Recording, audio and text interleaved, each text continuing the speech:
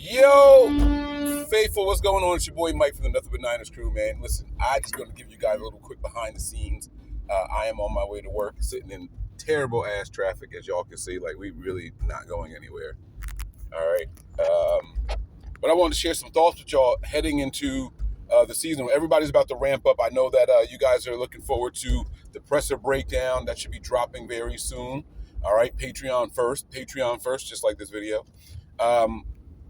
But I wanted to share something with you guys. I've had time to reflect on the entire offseason for the 49ers, right? And I've looked at some of the acquisitions, the draft picks, the Bryce Huff and all that stuff, like someone opposite of Nick Bosa, yay, and Nick Bosa getting the focus and really lock in, and maybe he can come back and bounce back. And Brock Purdy with another season, he's married and he's focused and he's having a kid and he's going to be driven, and all that stuff is cool. Everything sounds good, right? So I was thinking to myself,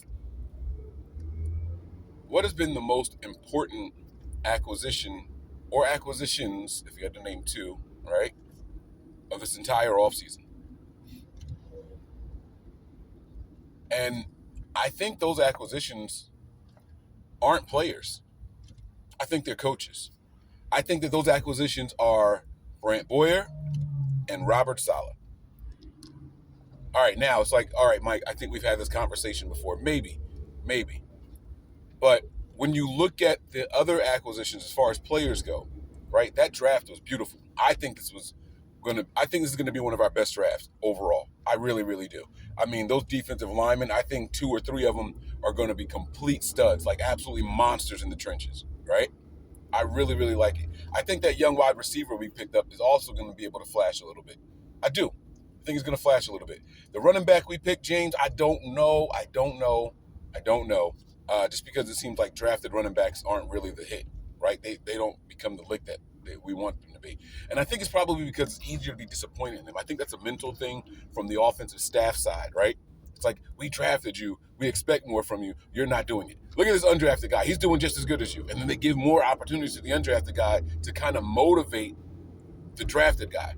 And it doesn't work. Instead, what ends up happening is they start falling in love more and more with the undrafted guy, who continues to get more opportunities and outshine the person that was drafted, or the person that was drafted ahead of him, because sometimes it's the 5th round draft pick and a 2nd round or 3rd round draft pick, right? Like, going back and forth. But you guys get what I'm saying. The higher you draft at the running back position, the easier it is for them to be disappointed in you.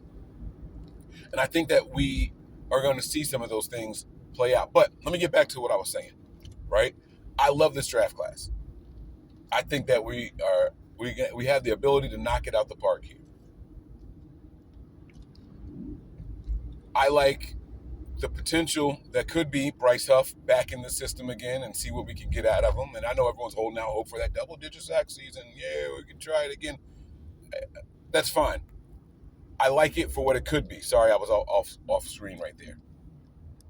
But here's why I say this new defensive coordinator or returning defensive coordinator and this new special teams coordinator are more important.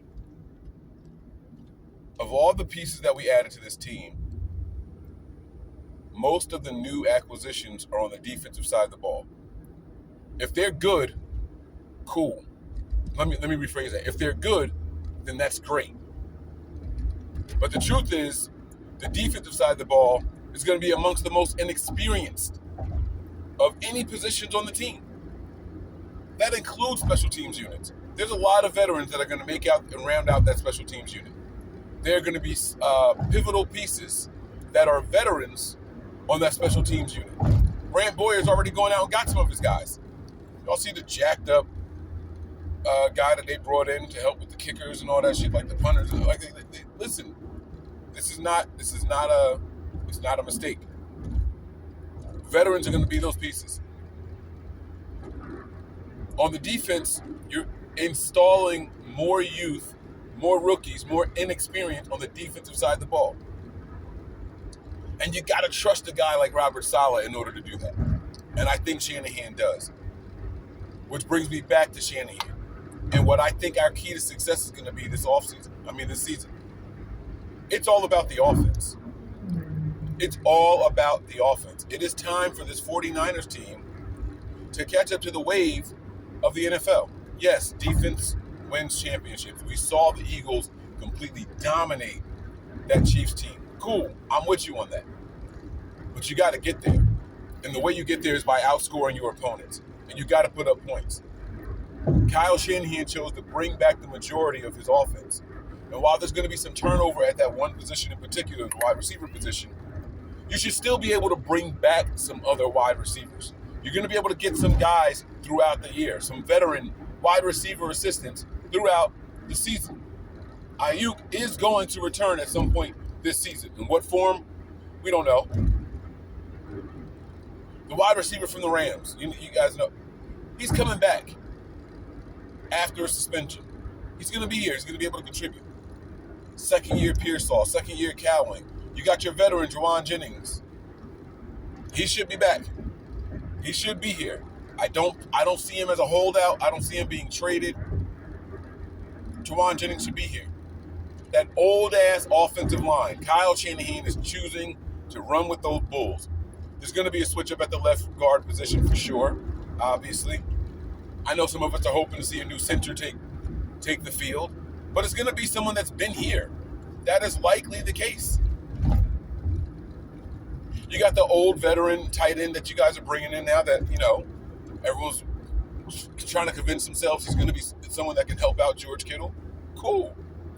I understand and get all of that. But that offensive side of the ball is going to be forced to overcompensate for the inexperience on defense. It's going to be forced to be the focal point of this team, at least for the first 6 or 7 weeks, 6 or 7 games of the season. They're going to have to be. I don't see a world where this team is successful and Brock Purdy and that offense come out and they struggle. And I don't mean just Brock Purdy, right? Christian McCaffrey doesn't have time to find his legs. We aren't afforded that luxury. Ricky Pearsall can't have a sophomore slump. We don't have that luxury.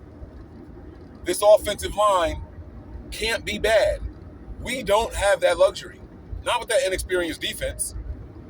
And as much as I think that the special teams unit is important, and I think it's going to be improved, special teams can't carry us either, guys.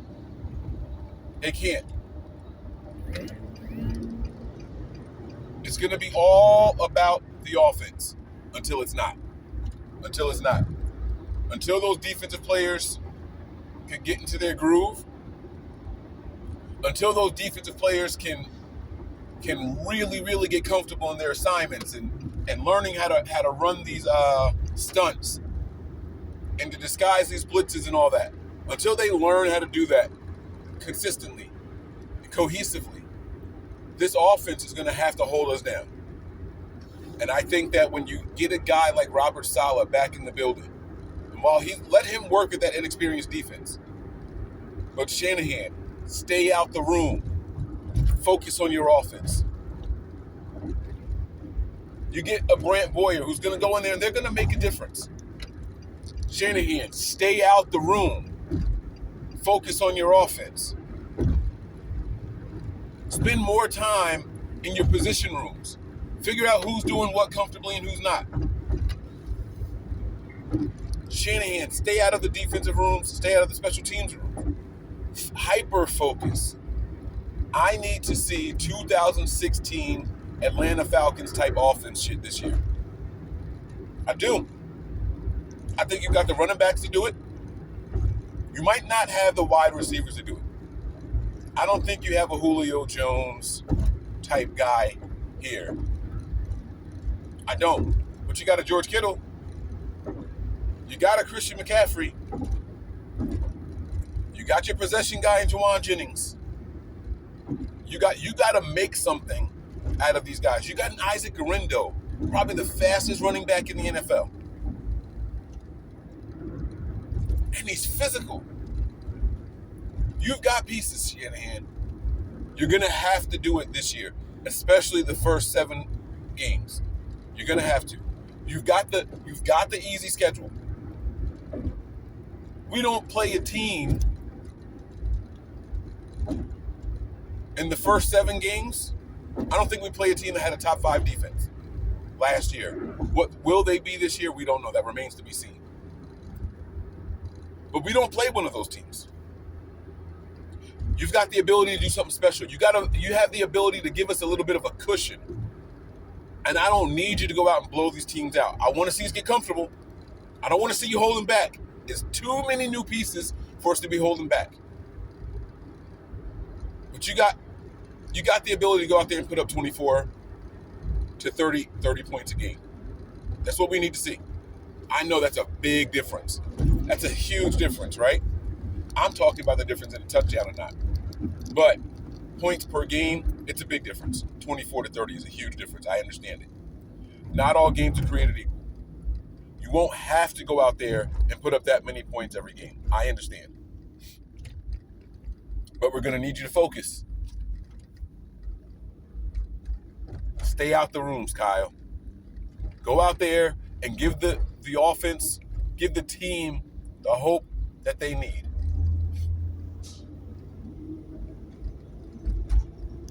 We'll get hot at the right time. That defense will start to click at the right time. And if you want to make this a money thing, if you want to make the ownership proud, after they unveil these new jerseys, I'm hoping a new helmet design, right? I'm really inspired by this New Orleans Saints gig that they released. Helmets are fire. Jerseys, incredible. The sleeve that the player had on in the picture, absolutely incredible. Imagine the Niners unveiling new jerseys, and those sales are through the roof because our team is actually good. Now you're making ownership happy. Now you're making the NFL happy. We've got an opportunity, guys. And Kyle Shanahan, he's the key to it all. I know normally the head coach gets too much blame, too much credit, and all that shit, yada, yada, yada. I know. But this is his opportunity right here. And I really sincerely hope he takes advantage of it. All right? Listen, guys, that's all I got for you. I was trying to keep it under 10 minutes. I failed. I absolutely failed. But I'm excited. Football is right around the corner. The guys are in pads. They're taking the field. It's going to be a lot of fun.